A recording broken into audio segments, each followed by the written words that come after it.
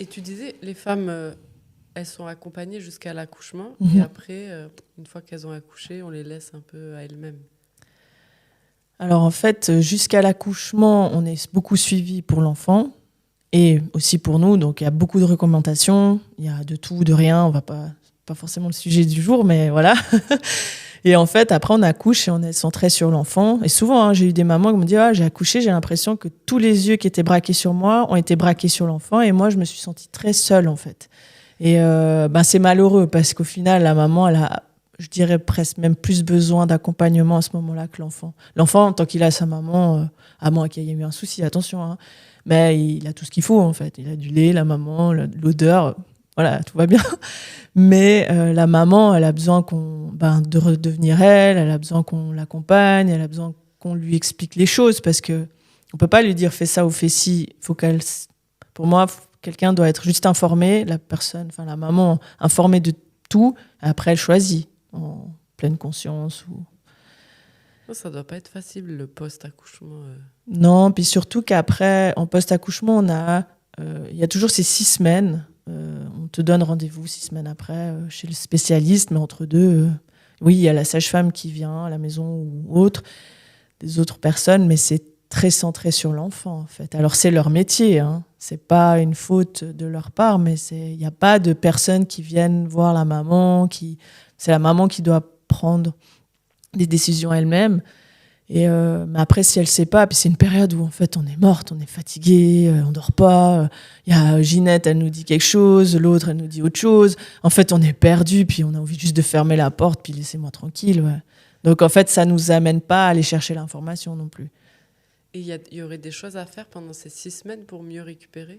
Alors oui, direct après l'accouchement, durant ces 6 semaines, il faut.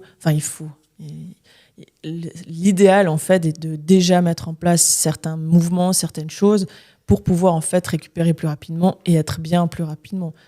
Et c'est faisable alors que, comme tu dis, t'es fatigué, t'en peux plus, t'es au bout de ta vie? Oui, parce que c'est pas courir ni faire de l'intensité ou autre, c'est vraiment des petits exercices qu'on peut faire avec le bébé sur soi en fait. Donc même à la sortie de l'accouchement, il faudrait déjà faire des choses. Alors des fois dans des maternités, ils le proposent, mais pas tout le temps. Et C'est trop intéressant. Je sais pas pourquoi on n'en parle pas. parce que tant que la maman elle marche, tout va bien. Oui, bon, c'est vrai. Elle est en vie, elle est en bonne santé, elle marche, Voilà. ça va, oui. C'est un peu ça en fait. Alors c'est pas mauvais, mais je trouve dommage. Moi qui ai récupéré en fait des femmes après 10 ans et qui avaient toujours des douleurs au niveau de l'entrejambe, qui arrivaient toujours pas à faire de la corde à sauter, qui ne pouvaient pas monter un muret et qui avaient toujours des douleurs, ou bien pour se lever du lit, elles devaient croiser leurs jambes pour descendre au lieu de passer une jambe après l'autre. Je trouve ça triste. Après, attention, c'est peut-être elles qui n'ont pas voulu faire les choses. On ne sait pas. Mais moi, les personnes que j'ai accompagnées, c'est souvent le manque d'information. Même. Oui, c'est ce que j'allais dire. Si Voilà. tu le sais pas, tu peux pas le faire. Voilà, En fait. ouais. C'est même pas que tu veux ou que tu veux pas. Puis après, il y a toujours sur qui on tombe, le spécialiste qu'on tombe dessus. Il y a des très bons physios, kinés. Mais après, il y en a qui sont peut-être plus dans le côté mécanique et dans le sens, t'es couché sur la table, ton périnée tient, tout va bien. Mais en fait, moi, je suis beaucoup de mamans qui font la course ou comme ça et elles me disent, cours 5 km et puis après, c'est la misère, quoi. Alors, c'est triste. Après, j'en ai aussi qui courent 50 km puis qui me disent, à partir du 50, c'est la misère. Donc, on a envie de dire, bon, c'est déjà 50, c'est déjà pas mal, mais son objectif, c'est de courir 150. Donc, voilà, il y a tout comme toute personne est différente, a des objectifs différents. Et c'est quoi que t'aimes dans le fait de les accompagner à elles? En fait, ce que j'aime vraiment quand elles arrivent à un stade, c'est quand elles voient en fait qu'elles ont pu retrouver ou trouver des capacités, soit qu'elles avaient perdues, soit qu'elles pensaient ne jamais pouvoir reprendre en fait. Et elles sont dans leurs yeux, elles sont heureuses, ça pétille, elles s'habillent bien. Elles te donnent le contact à leurs copines. Et tout ça, c'est de voir que la personne, elle se revalorise en tant que femme et pas non que en tant que maman. Je trouve ça, c'est beau parce qu'on reste une femme. Hein. Alors, on est une maman à 200%, Mais après, on reste une femme avec des besoins de femme, puis un corps qui a besoin de fonctionner, en fait. Ouais, parce que c'est pas facile. Et on dit souvent, tu vois, tu donnes ton corps. Enfin, c'est comme si tu fais une croix sur ton corps, quoi. Ça devrait pas, finalement. Bah, c'est dur de dire que tu fais une croix sur ton corps, en fait. Alors, tu le partages pendant un moment, mais après, ça reste ton corps. Alors, mais oui, c'est dur, ouais. C'est dur et c'est très mis... socialement parlant, pour une femme, ce qui est difficile aussi, c'est que, je pense que toi, tu dois le voir aussi dans le monde entrepreneur, c'est qu'une femme, si elle n'est pas bien habillée, si elle n'est pas fit, si elle n'est pas longiligne, enfin, tu vois, le côté type d'une femme, en fait, elle est direct jugée qu'un homme, qu'un ventre. Voilà, et exactement, on va dire il est riche, ouais, il a bien réussi dans sa vie. Alors qu'une femme qui a un ventre, on va lui dire, ouais, elle devrait rester à la maison, celle-là. Et c'est horrible, en fait. Du coup, il y a une pression derrière qui est grande.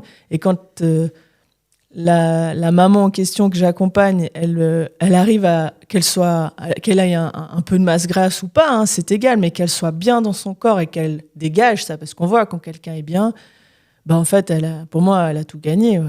Peu importe le poids, peu importe le physique, peu importe si elle a du ventre, si elle a des hanches, si elle est toute fine. Enfin. Ouais, puis il y a même des femmes toutes fines, justement, qui voudraient avoir. Exact. Plus de hanches, plus de cuisses, oui. Pour être plus féminine aussi. Exactement, ouais, d'avoir d'autres formes à d'autres endroits. Enfin... Oui, c'est ça, ouais. Donc mais c'est vrai qu'un homme riche, on sait, ok, il peut être chauve et avoir du gros ventre. Exactement. Une femme riche, tu la vois pas grosse, hein? Ah non. Puis c'est mal vu, en fait. Ah, mais c'est ça. Mais je trouve ça hyper triste, parce que ça veut dire qu'on remet les compétences de la femme au physique, en fait. Ouais. Alors, ça, c'est aussi un autre débat, mais c'est aussi pour ça, peut-être, que ça m'a menée à accompagner les femmes, parce que je suis pas d'accord. Alors, je suis pas féministe. Attention, hein, mais je suis pas d'accord avec ça. Une femme, elle peut être n'importe comment, comme un homme, en fait. Finalement. T'es peut-être féministe justement dans ce sens-là. Oui, peut-être. En fait, c'est très féministe ce que tu racontes depuis tout à l'heure. C'est vrai, parce que tu veux faire monter la femme. Ouais, rendre le pouvoir. Valeur. Ouais. Et les capacités. Oui. Parce que quand tu es limité dans ton corps, tu es limité dans ta vie, en fait. Exactement, ouais. Ouais, et puis elles se sentent enchaînées, en fait, à leur corps. Alors, mais après, c'est... On s'y habitue. Ouais, exactement. Ça devient des habitudes et on s'y fait, on pense presque que c'est normal, en fait. Voilà, pendant la grossesse et après 1 ou 2 mois avec les jumeaux, pour justement croiser mes jambes couchées, je devais appuyer mes orteils et faire passer de l'autre côté. Je pouvais pas lever la jambe, en fait. Mais... ça, si j'avais pas travaillé dessus, sur ces tissus-là en progressif, j'y serais encore. Hein. Puis ça deviendrait une habitude, en fait. Toi, tu as perdu combien de poids ? Enfin, combien de kilos ? Tu as perdu combien de kilos après avoir accouché ? Alors, après avoir accouché, j'en avais encore 10 à perdre. Okay. Voilà. Donc, c'est quand même beaucoup pour une morphologie comme moi, qui n'avait pas énormément de graisse avant la grossesse. Mais après, pendant la grossesse, on accumule de la graisse et c'est pas pour rien. Je dirais pas que j'ai pas mangé tout et n'importe quoi et j'ai juste pris du gras pour prendre du gras. C'est aussi pour que le corps fonctionne, soit prêt à l'allaitement, etc. Donc ouais, j'ai pris 10 kilos. Enfin, j'ai gardé 10 kilos qui sont gentiment descendus avec une stratégie qui m'était propre, en fait.